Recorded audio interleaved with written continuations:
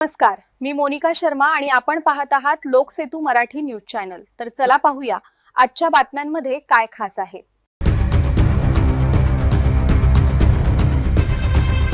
प्रकाशा police दूरक्षेत्राला घाणीचा विळखा। सिंहस्थ कुंभमेळ्यापूर्वी परिसर चकाकणार का? शहादा तालुक्यातील प्रकाशा हे गाव दक्षिण काशी म्हणून ओळखले जाते।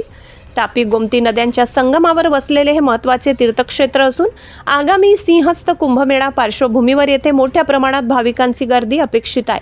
मात्र या पार्श्वभूमीवरच प्रकाशा पोलीस दूरक्षेत्राची अवस्था सध्या चिंताजनक बनली आहे। शहादा प्रकाशा मुख्य रस्त्यालगत मोक्याच्या ठिकाणी असलेल्या या पोलीस दूरक्षेत्राकडे प्रशासनाचे दुर्लक्ष झाल्याचे चित्र दिसून येत आहे। 1.5 एकर प्रशस्त जागा असूनही परिसरात सर्वत्र घाणीचे साम्राज्य पसरले आहे। समोरील व मागील बाजू साचलेले सांडपाणी, डबकी, डुकरांचा मुक्त वावर आणि वाढलेली काटेरी झुडपे यामुळे पोलीस ठाण्याच्या आवारातच अस्वच्छतेचे दृश्य पाहायला मिळत आहे। दक्षिणमुखी असलेल्या दूरक्षेत्राच्या प्रवेशद्वारांवरूनच दुर्गंधीचे स्वागत होते। गटारींची कोणतीही सोय नसल्याने चौकीसमोर सांडपाणी साचले असून त्यात डुकरांचा वावर वाढलाय। त्यामुळे कामानिमित्त येणाऱ्या नागरिकांना नाकाला रुमाल लावूनच आत जावे लागत आहे। याशिवाय अनेक महिन्यापासून पडून असलेला खडीचा ढीग रस्त्यावर विखुरल्याने अपघाताचा मोठा धोका निर्माण झालाय। चौकीच्या मागील बाजूस परिस्थिती अधिक गंभीर आहे।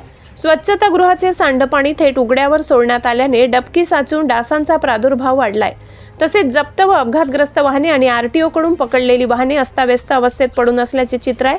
दरम्यान पुढील वर्षी येथे होणाऱ्या सिंहस्थ कुंभमेळ्यादरम्यान सुमारे 5 ते 7 लाख भाविक येण्याची शक्यता व्यक्त केली जात आहे।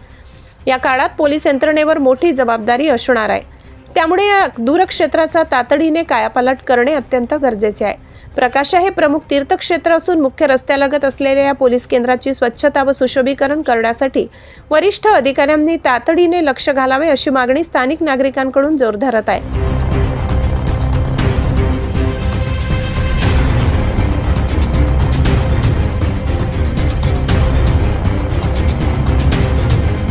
लाला चव्हाण, जिल्हा प्रतिनिधी।